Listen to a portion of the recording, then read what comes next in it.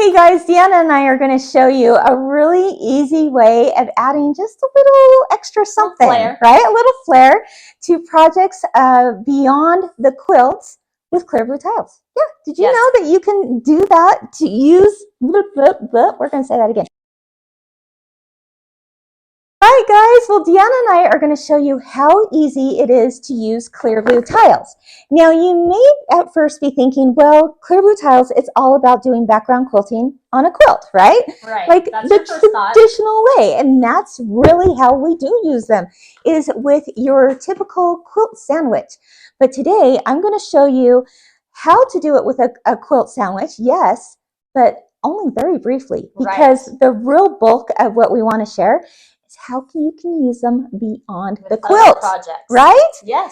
Yeah, it just adds that little bit of something. Yeah, I like that, a little bit of flair. And so Deanna's going to show you how she's using clear blue tiles to adorn an apron. Yeah, and it's not even with a quilt. No. Crazy. No.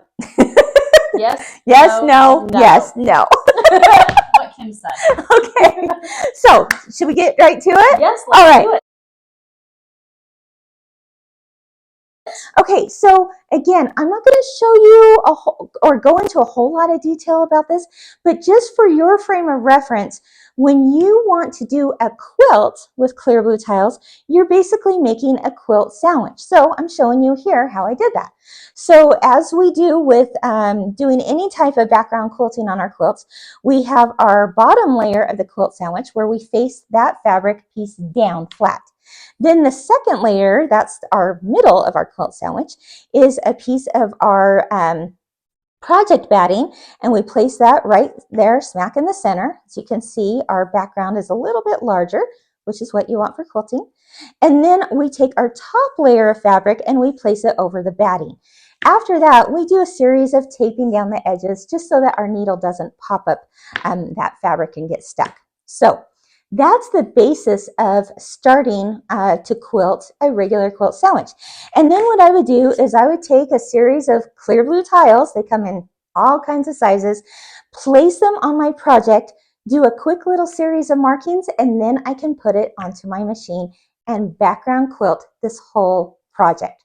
Really simple step. And maybe one of these times we'll actually go into more details about how that's done. But today, what we really want to share with you, of course, is how Deanna is going to use it to do apron. Use those outside of a quilt. Yeah.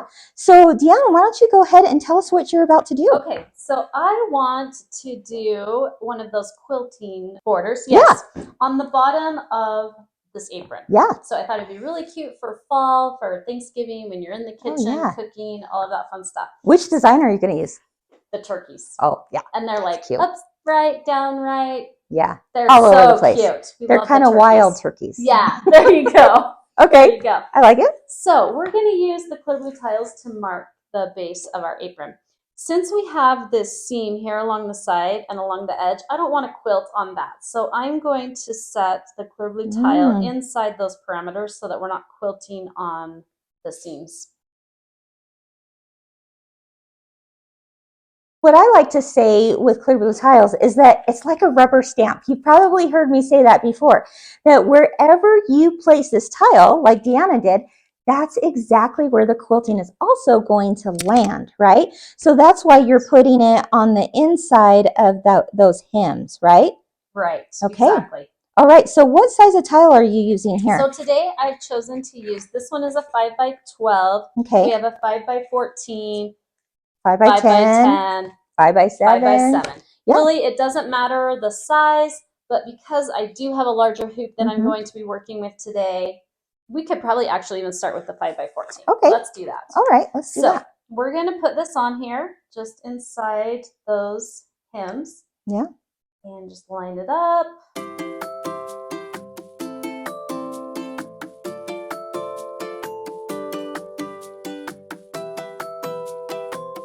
Okay, so I'm just laying this down on the apron just inside the hemline so that we can just stitch right across. And then I'm going to take this blue marking pen, and my tip for you with this marking pen is be light-handed. You do not need to make deep dark lines. You just barely want to touch the fabric, just enough that you can see that mark, just a little dab, and then I'm going to make little marks along here for those crosshairs. And I do want to mark my arrow here. This is just going to signify to me which side is going to be the top of my hoop. And then I also want to make sure I mark these corners just really quick, this line and this other corner. That's going to help me out so I know where to place the next tile. Then I'm also going to put my size in here. So I'm just going to do a quick 5 by 14. Okay. And why are you marking that in the window? That's just going to help me remember when I get to the machine and my tile isn't in front of me, what parameters I'm quilting on. Perfect. So the tile name is going to match the file name. So when you go to your machine, you'll pull up that 5 by 14 and you know it's going to land right there. Exactly. Awesome. So now what are you going to do? Okay, so now I'm going to remove this tile and just shift it down.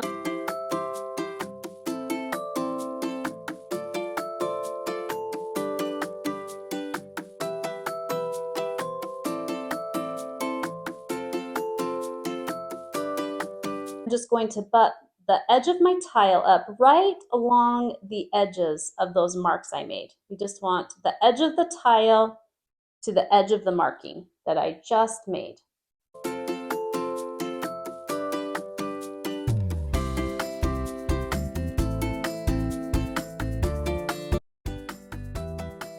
So now I have chosen a large hoop size. That way I just don't have to switch it out as many times. Yeah.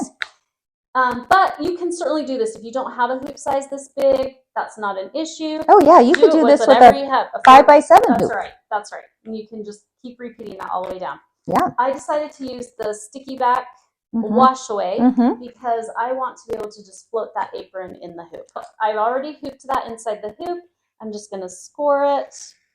This is where you want to do it deep enough that you can peel that paper off, but not so deep that you cut through your stabilizer. Rookie mistake. It happens. I was going to say, we haven't done that or anything. No, I'm not speaking from experience or anything, for sure. And then just all the way around the edge of the hoop. Okay. Just going to get this so that it's really easy to pull out.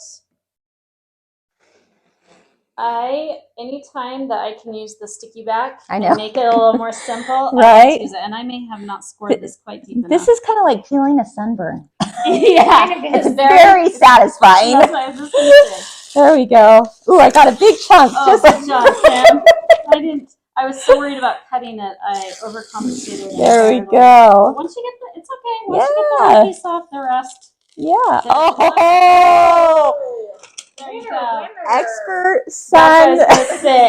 Kim is definitely the pro at this. Yeah, you bet. Lots of sunburns in my day. Okay.